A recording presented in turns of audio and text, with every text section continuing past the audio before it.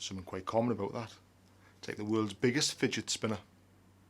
5 of my favourite features of this gimbal coming right up, and that's not one of them.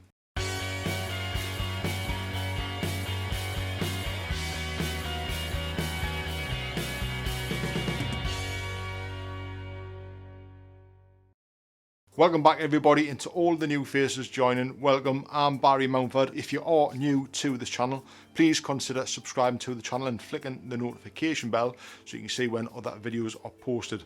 So this video we are going to be looking at 5 of my favourite features of this gimbal, the AK2000. I've recently just purchased this gimbal. I'll pop a video up here where I went out for the first time and tested out the gimbal. Give it its first run to try and create some dynamic shots, so you can check that link out there. But I thought it'd be great to give you my 5 favourite features of this gimbal. So we'll start with number 1, and number 1 has to be the Wi-Fi. As simple as it is, it's great. It connects and it works flawlessly. I've had lots of stuff in the past which just doesn't connect, and it's been super frustrating trying to set it up or trying to use it from an app on your phone. It just doesn't work. Super frustrating, but happy to say that the Wi-Fi on this works flawlessly. Connecting the gimbal to the phone, brilliant, and connecting the camera to the gimbal so you can control the camera from the gimbal works flawlessly. So when you're in the field, you'll just whack the Wi-Fi button on your camera and it'll automatically connect because you've already went through all the settings to connect to the Wi-Fi. So that's number 1. Really happy with that. The second of my favourite features of this gimbal has to be the capture mode. Now the 2 capture modes is action and the smooth, and they can be set on the LCD screen at the back. Now I like to do a lot of whip transitions in my videos where I whip from one scene to another, so I can just film with the camera and then I can just quickly whip it away, speed that up in post, and it just whips into the next scene. Very handy feature, and allows me to just quicken the process up when I'm editing my videos. So number 3 of my favourite features, now these are in no particular order, has to be the 360 rotation. If I set that up now and I'll show you,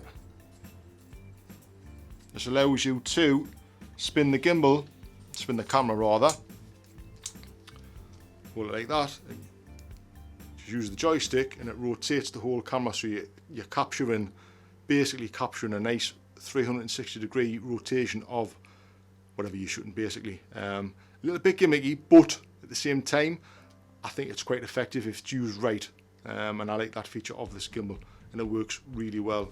So my 4th favourite feature of this gimbal has to be the auto rotation. It's not a new function on gimbals, but I didn't realise how helpful it would be to me in shooting videos when I'm by myself. I'm able to set one point on the camera and then just turn the camera and set another point, so it allows me to kind of walk into a scene or do something completely different, and the scene would have that panning motion of the camera as if somebody else is actually filming for us. So basically you set the first point, click OK, and then you would turn the gimbal and set the second point, click OK, and automatically it just runs through that rotation.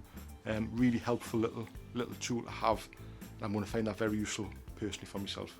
So I'm looking forward to using that a lot more. My 5th favourite feature of this gimbal, a little bit vain I know, but it's the selfie feature. If I'm out and about and I want to quickly say something to the camera, I can press the back of the power button 3 times and it just flips into selfie mode. And the other good thing about it as well, it's stabilised, it's on the gimbal.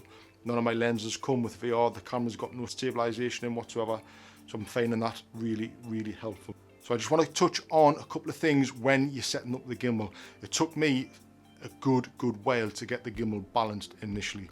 I was having a few issues with it because it was new to me. Now I would highly recommend doing it, setting it up and balance it as many times as you can. Once you've got that down to a T, it'll literally take you 5 minutes when you're out in the field. Now if you folks are buying the FeiyuTech AK2000, there is, I'll come a little bit closer there, you can see that there is a little support bracket which supports the weight at the front of the lens.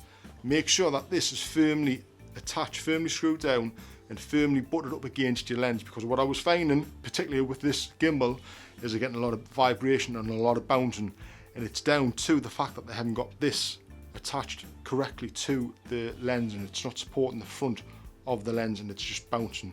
So be sure that that and all of the other fasteners are tightened down correctly.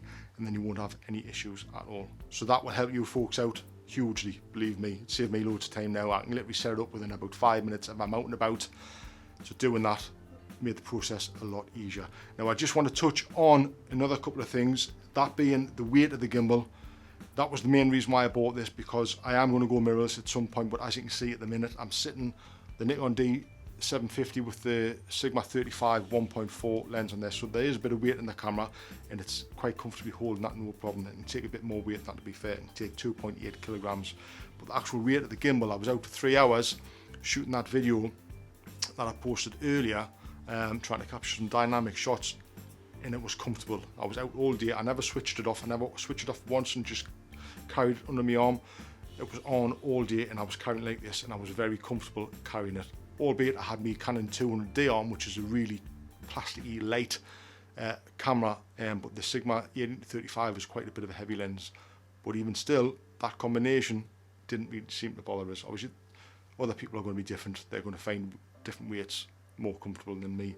But I just wanted to touch on that because that was one of the main reasons why I bought this gimbal and I didn't buy the DJI Run, which I was going to go for, and I also tried the Crane 2, which I just kind of thought was just a little bit too heavy. I'm not really going to go any heavier than 2.8 kilograms, to be fair. I don't think I'll ever go any heavier than that, because I am going to go mirrorless, so that's going to reduce the weight on the body themselves anyway, so it's only really going to be the weight in the lens. So yeah, just wanted to touch on that, folks. So if you folks have enjoyed this video and you found it helpful, give it a thumbs up. Subscribe if you want to follow along to more of these videos, which will be further down the line, and don't forget to flick the notification bell to see those said videos, and I'll see you folks in the next one. See you then.